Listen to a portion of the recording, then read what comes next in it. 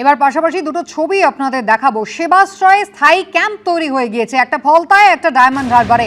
মাঠ দখল হয়ে গিয়েছে। ফলতার ক্ষেত্রে বিডিওর মাঠ দখল করে এইভাবে সেবাশ্রয়ে স্থায়ী ক্যাম্প তৈরি করা হয়েছে। ডায়মন্ড হারবারের ছবি একবার দেখুন। এসডিওর মাঠ, যেখানে স্থায়ী ক্যাম্প যে শুধু তৈরি হচ্ছে এমনটা নয়, এখনো পর্যন্ত কিন্তু জিনিসপত্র মাঠে পড়ে রয়েছে। লোহার বিম থেকে শুরু করে স্ট্রাকচার সমস্তটাই মাঠে পড়ে রয়েছে, ফলে বাচ্চাদের খেলার কোনো জায়গা কিন্তু নেই, হাঁটার পর্যন্ত উপায় নেই।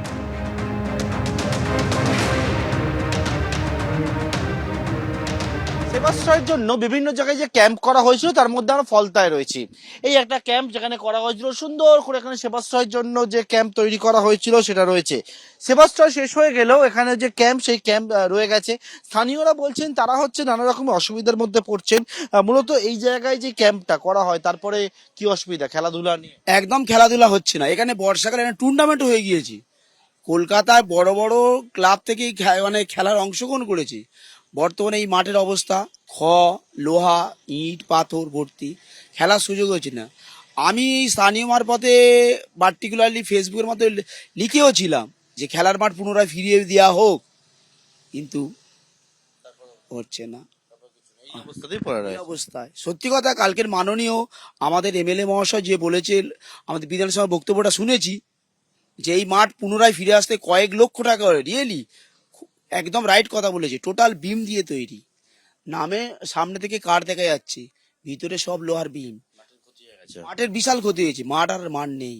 স্থানীয়রা বলছেন একেবারেই সেবাশ্রয়ের জন্য যে মাঠ ছিল সেই মাঠে ক্ষতি হয়েছে এবং এটাকে যাতে পুনরায় আবারও আগের মতো করা যায় সেই দাবি তারা করছেন। এবং সেবাশ্রয়ের জন্য এই যে ক্যাম্প এখানে করা হয়েছিল ফলতায়, এই যে মাঠ, সেই মাঠে বর্তমানে দেখা যাচ্ছে এখানে সেবাশ্রয়ের যে বড় ক্যাম্প করা হয় সেই ক্যাম্প রয়েছে এবং সেই ক্যাম্প যাতে সরিয়ে আবারও পুরনো ছন্দে ফেরে এই মাঠ, সেই বিষয়টা স্থানীয়রাও জানাচ্ছেন। ক্যামেরায় অভিজিৎ দত্তের সঙ্গে পার্থপ্রতিম ঘোষ, বিপি আনন্দ, দক্ষিণ 24 পরগনা। সেবাশ্রয় নিয়ে যখন ভুরি ভুরি অভিযোগ জমা পড়ছে, তখন কিন্তু এবারে নতুন আরো একটা অভিযোগ জমা পড়েছে এবং সেই অভিযোগের পর এফআইআর রুজু হয়েছে। আমরা যে জায়গায় দাঁড়িয়ে রয়েছে, আমার সহকর্মী অভিজিৎ দত্তকে দেখাতে বলবো।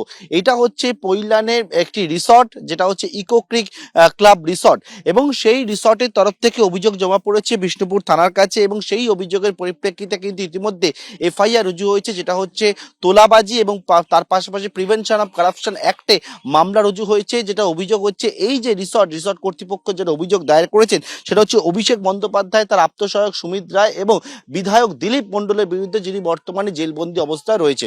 মূলত অভিযোগটা কি?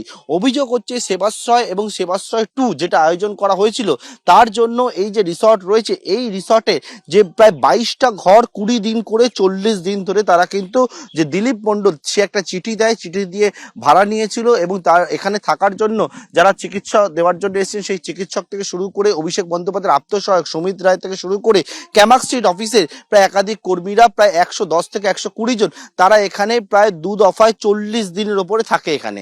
এবং থাকার পরবর্তীকালে এই যে ঘরগুলো দেখতে পাচ্ছ, এই ঘর তারা দখল করে রাখে এবং তার জন্য কোনো রকম ভাবে কোনো অন্যান্য কাউকে তারা কিন্তু ভাড়া দিতে পারেনি এই 40 দিন ধরে, এবং তার ফলে তাদের একটা ফিনান্সিয়াল লস হয়েছে। এবং এই ক্ষেত্রে প্রায় কোনো সময় থাকার জন্য 7 লক্ষ টাকা, কোনো সময় থাকার জন্য 2.5 লক্ষ টাকা, শুধু থাকার জন্যই না, একেবারে খাওয়া দাওয়া বাবদ প্রায় এরকম প্রায় লক্ষ টাকা, 7 লক্ষের উপরে খাওয়া দাওয়া তারা করেছিল, ব্রেকফাস্ট ডিনার লাঞ্চ করেছিল।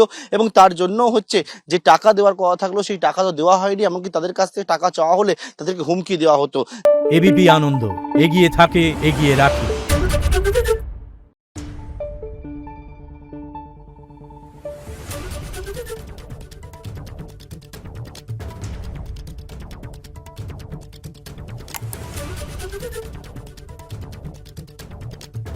Thank you.